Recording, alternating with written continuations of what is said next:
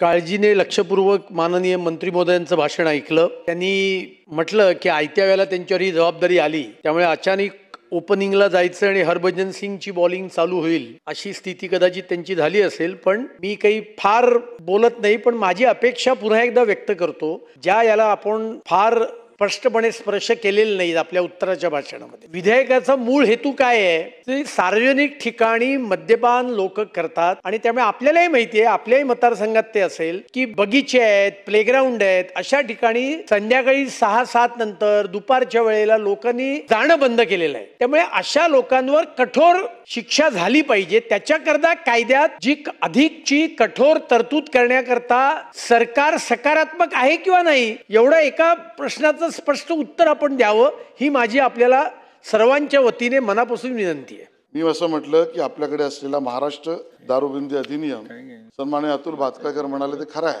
सार्वजनिक ठिकाणी गैरशिस्तीने वागणाऱ्या व्यक्तीला मी शिक्षा पण वाचली आणि अपेक्षित काय, मी वाढ अपेक्षित काय केली ती वाचली, आणि होय खरं आहे, आमची तीच भावना आहे हे सुस्पष्ट म्हटलं।